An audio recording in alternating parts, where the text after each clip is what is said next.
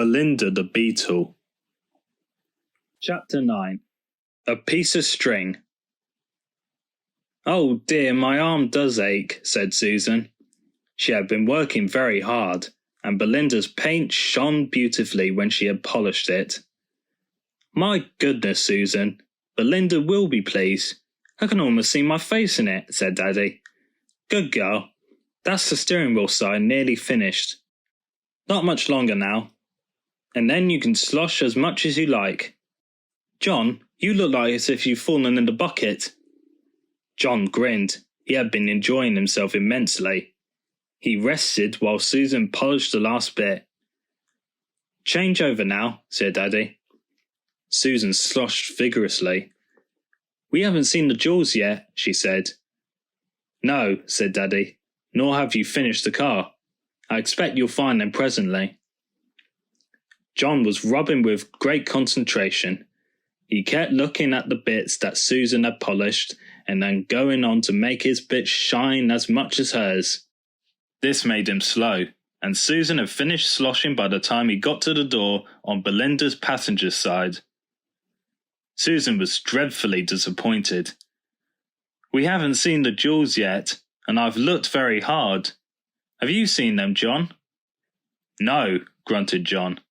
He was kneeling on the ground, polishing the lower part of the door. "There's some dirt here, Susan. You haven't washed it." "Yes, I did," said Susan indignantly. "I washed all under there." "No, you didn't," said John. "Come and look." Susan looked. "That's not dirt," she said scornfully. "That's a bit of string, silly." She gave it a pull. It started to come away and then stuck. "We can't leave it like that," said John. "It spoils my nice polish." He gave a hard pull and it came away. "That's funny string," said Susan. "Let's show it to Daddy." "Daddy," said John, "here's some funny string we pulled out of Belinda." Daddy took it and looked at it. "That's not string," he said. "It's leather. Where did you find it? Show me." "It was peeping out from there," said Susan. "I pulled it and it stuck, and then John pulled it and it came." "Between the lining of the door," said Daddy thoughtfully, "and the frame. I wonder. Susan, fetch me a screwdriver and pincers, please." "What for, Daddy?" "I think you and John have found the jewels." "Found the jewels! Yippee! Yippee!" and she scrabbled excitedly in the tool bag. Daddy'd opened the door and felt the lining. "Yes," he said, "I think there's something there. John, fetch that piece of paper and put it here." "Good, that's right. Now you and Susan hold the door steady while I work on it." Very, very carefully, using the screwdriver and pincers, Daddy prized the inside lining from the bottom of the door. There was a plop, and something fell through onto the paper. It was a small wash leather bag. Daddy picked it up. "Yes," he said. "That string you found went through the hem at the top of this bag to fasten it. The children weren't bothering about the string." "Daddy, the jewels! Can we see the jewels, please?" He turned the bag upside down. A diamond necklace and 3 brooches fell into the palm of his hand. "The jewels! The jewels! We found the jewels!" The children hopped up and down with excitement. "Yes," said Daddy, "you were detectives after all. You found the string which wasn't string, and there was a clue because it told us where the jewels were. Now run off up to the house, both of you, and tell Mummy we found the jewels, and ask her to telephone the police.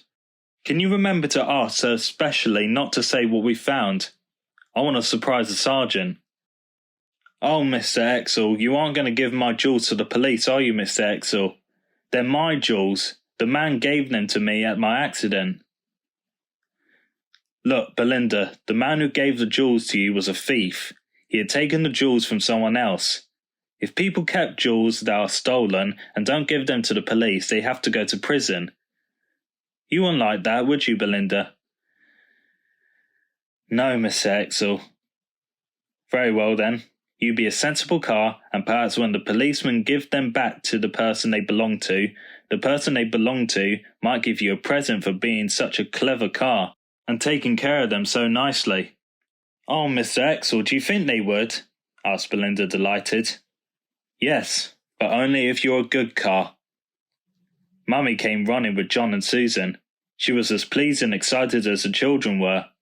They pointed proudly to the jewels in Daddy's hand. "Mummy, look, there they are," said Susan. "Isn't it exciting, Mummy?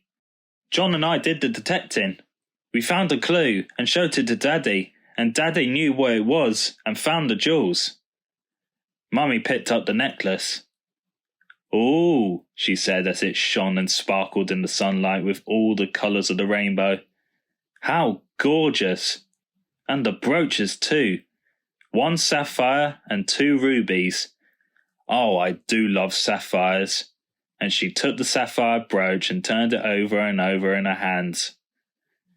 "Morning, Vicar," said a voice from the gateway. "I got your message and came along at once, seeing as Mrs. Exel said it was urgent. What's the trouble?" Daddy grinned at him. "Do you remember, Ted, how you told me last week that you wanted to transfer from Alstead because you thought it was dull here and nothing ever happened?" "That's right, sir. And no more it does. It's just the same. Take a look at that, Ted, will you?